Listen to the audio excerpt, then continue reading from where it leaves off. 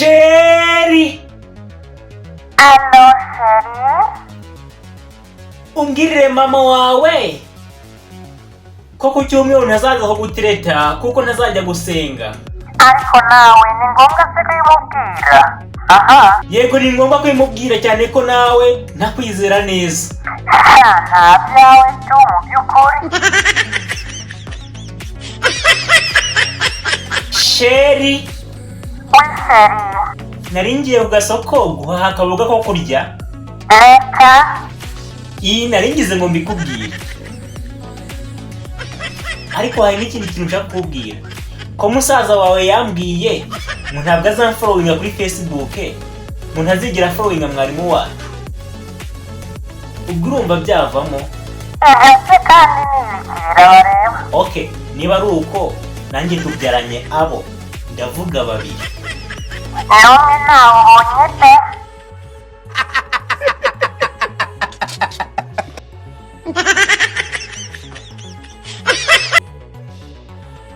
Sheri.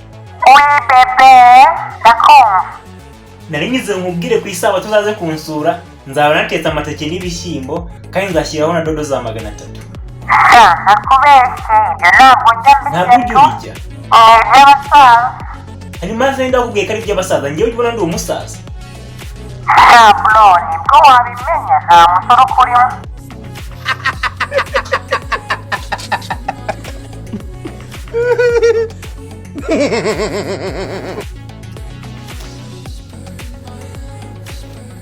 Anje Sheri, Anje, yego ni Anje. Anje be wanjye. Sheri.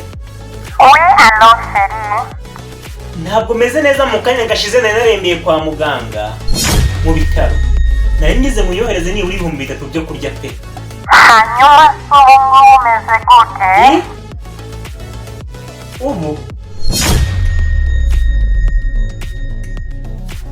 zikubanza mvumbuye wa nari mubwiye ngo mukandaza kuba narembeye kwa muganga. Nari mubwiye ngo mukanya gashize nabyishe.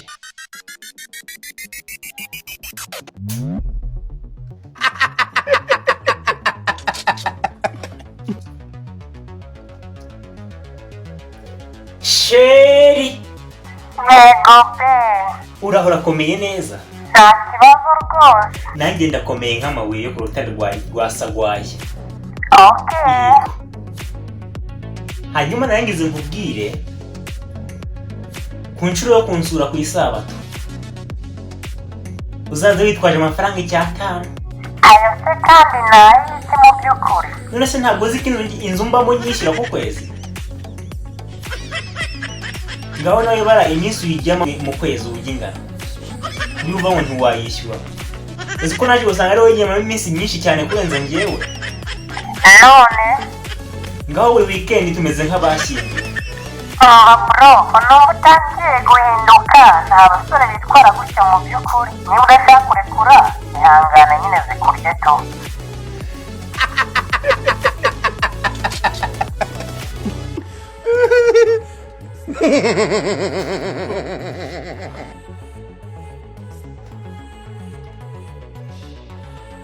Sheri. Bebe mutima ani. Umeze neza shushu bebe wanjye? Yego. Yego bebe turi toya cyane. Ariko urumva umutoma mba guteye ukuntu uburenze.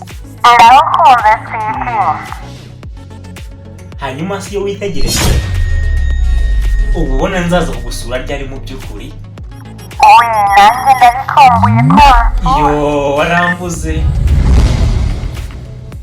Noneho rero narindi gutekereza ko ku cyumweru nk'isaa 9 nazaza nyine unyohereza agatike k'ibihumbi 5 bifunze. Mwese nge ntabwo njya nk'iki cyo uje kunsura. Sheri, niba ari ibyo bagucungire hafi mu by'ukuri. Ariko mwana mwabaye utubundi.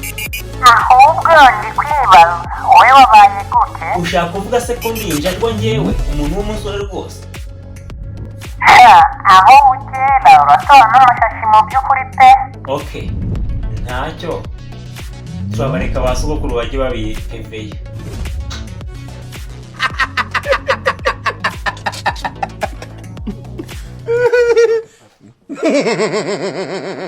Sheri.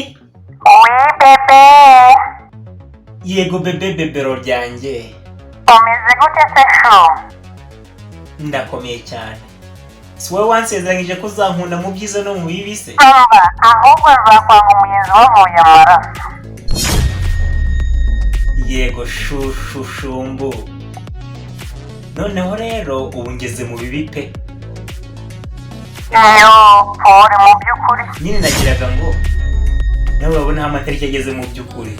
Unyohereze tubasa zo kugura ikibiriti, ushyireho 500 yo kugura igitoki, hanyuma ushyireho n'igihumbi cyo kugura ikirayi, nurangiza nyine ushyireho nibura n'utundi tubiri tw'umuceri nka 3 na 5. Uri guteranya akandi kantu washyiraho gato cyane, wenda ni nk'amavuta, tuvuta nyine n'akaritiro rwose urabyumva ko katagoye cyane.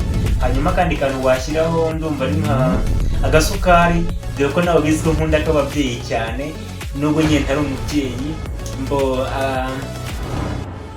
Ushyireho n'akanyobwa wenda kaba gakenewe ka salisatu itumuru, urumva ko utuntu twibanze tutabura nyine. Urumva nyine ugashyiraho, nushaka ushyiraho n'amata asanzwe nta kibazo. Urabizi ko mu binyobwa byose bibaho nkunda amata cyane. Kurondora wowe kuri radiyo nawe iwacu wapfuye gutyo muri botike. Muri botike nyine birumvikana. Nuko rero sindisa cyangwa nyoko kandi Sheri wongeye ngo ntabwo uri papa nta nubwo uri mama. Mwicaranye. None se ugura iki? Ushaka ngo umuhetaze tu.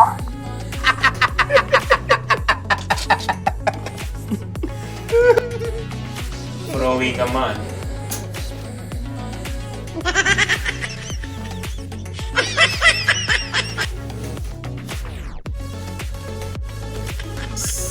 Sheri wanjye yambwiye ko mpamagara saa 9 zuzuye mu kadomo. Saa 9 zuzuye arabaye ingahe? Saa 8:50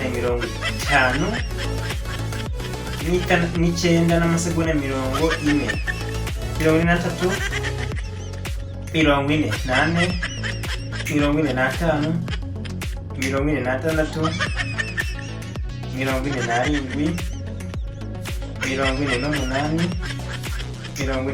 53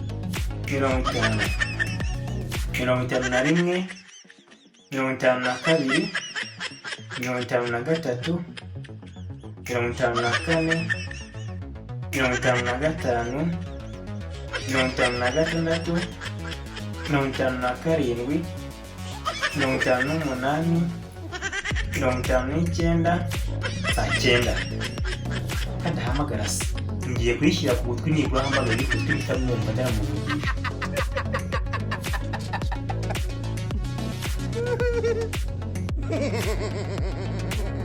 Iminota 20 yose irenze kuri saa 9 bebe wanjye atarahamagara. Noneho ndamubwira ko ameze nk'ibebero ryo mu kabeni.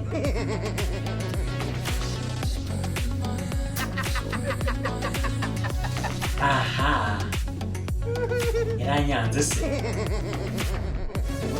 Nanjye nzamwangarira.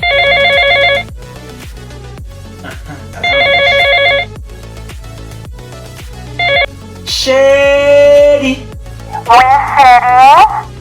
Yego shushu, none se ko watinze guhamagara bebe? Wari umeze gute se? Mbaze byose n'amahoro. Nyine kare kancitse hano. Meze neza nta kibazo. Yego nanjye meze neza mutima mutuma. Yego. Ndakubwiye ko uri umutima wuje umutibazo. Uranutse se? Nyine ako ni agatoma kagezweho keza. Yego. Harya ukunda iki sheri? Nkunda amagi sinabikubwiye se. Ariko shaho reka nkubwire. Nkimara kukubwira ngo nkunda amagi bise nibuka akantu keza cyane karaye kambayeho mu ijoro. Kandi ubwo warose uri kurya amagi sheri, nibyo se? Ntabwo narose ndi kuyarya, ahubwo iri joro ryakeye ubanza hari nka saa 7:00 naraye ndose wabaye umukoko munini w'umukokokazi shaho.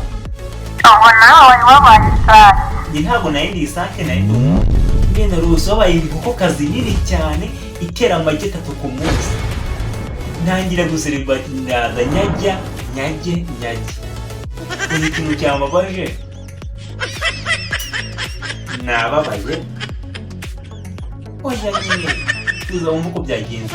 Ndababajwe nuko nakangutse ngasanga zari inzozi. Uzi ko aribwo namenya kunyanga burya uranyishyura. Ntabwo uri inkoko.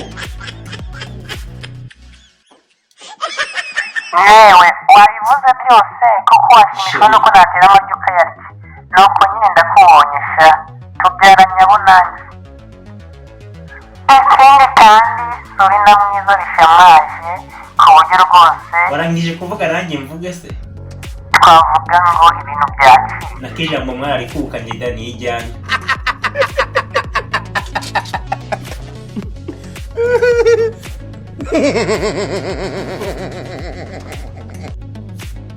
Sheri Ariko wenda wazira n'ihene yo munsi ninde wakubwiye ko ni sheri wawe? Abahungu b'ubundi mwabaye gute? Urabona umuntu rimwe mu nzira yitambukira ujya kwitambukira neza ngo ubonye sheri. Gashirira amenyo uragashyira mu ziko uko kareba gusa. Umunsi wongeye kwivugishwa ibyo ngibyo urumva nzaguha nyoko na bene so bose.